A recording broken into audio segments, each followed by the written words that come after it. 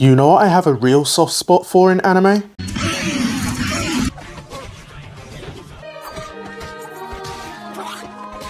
Fighting and violence. I tried to come up with a structured script about the Buckyverse. While there is a lot to say about it, everything about it all comes down to one word in my mind: insanity. For those of you who don't know, Baki is a show about fighters fighting for the sake of fighting, and its latest season is out on Netflix, along with the second part coming out this week. Baki is a boy, son of a fighter, the world's strongest creature even, who aims to be stronger than his dad. And believe me when I say the show has brutal, bone-crunching, flesh-tearing, gruesome violence. What the nature of martial arts actually is. And the funny thing about it is, this shit is art. The art style is not for everyone. Almost everyone is built like this.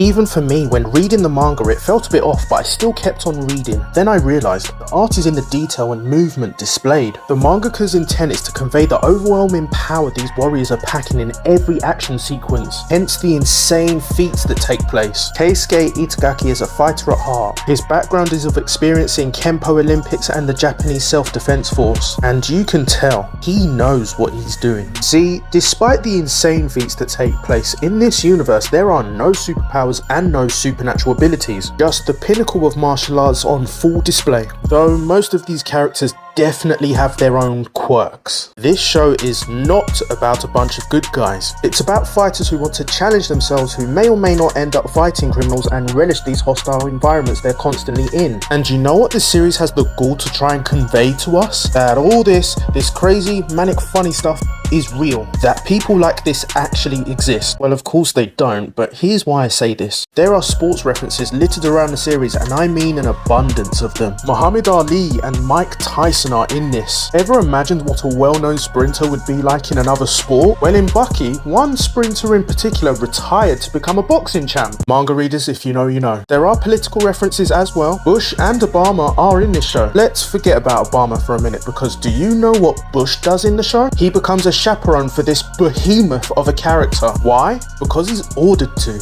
By who? Him. But why? Because he is that guy. This is Yujiro Hanma, Baki and Jack's dad. He likes fighting and strong opponents. He dislikes not being able to fight and weak people. His ultimate goal is to meet a strong opponent even he can't defeat. If you expect somebody to do something that's absolutely mind-boggling, he's in the all-time fame of that. The series GOAT in that department. Here's why. At the age of 17, he's fighting in the Vietnam War against the US with his bare hands, capable of doing this.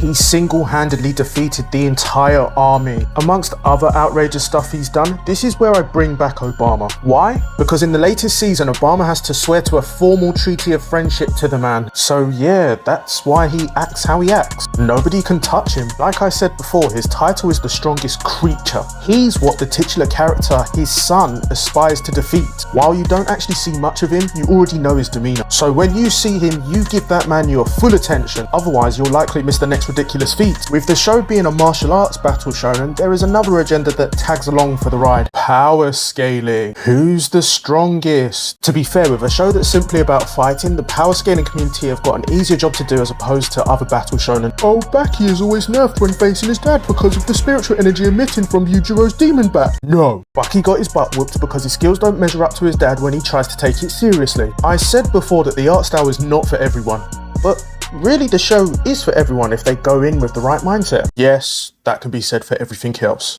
Though this is for anyone who likes good, dumb, fun action. Even a person who doesn't particularly like anime but likes those things should give this a chance. I even know people like that actually enjoyed this. And by anime standards, the quality in fighting and animation is definitely there. Generally. Okay, the way that movement is telegraphed in action scenes can be weird, but that's kind of the point of the show. We're normies of the world watching underground fighters who are stronger and overall superior to even professional, commercial athletes and entertainers we see on TV. It's supposed to give us that bizarre feeling. This is a story that is straightforward, stupid and easy to understand if you turn your brain off. Don't ask why this character wants to bite his opponents. Don't ask why Baki was insistent on fighting his opponent while the guy was butt naked. Don't even bother asking why there is a revival revived 8-foot prehistoric man in the latest season. Just watch and react and move on to the next available scene. That's it. That's the end of the video. I'm going to be doing more of these rants or shit posts from time to time. These videos might be reacting to anime related news or just might be something anime related that I want to get off my chest. Also, if you're already aware of Baki, then you already know this is just me scratching the surface on the Baki verse. I'm probably going to do another few videos on the series in future, but for now, if you enjoyed this video,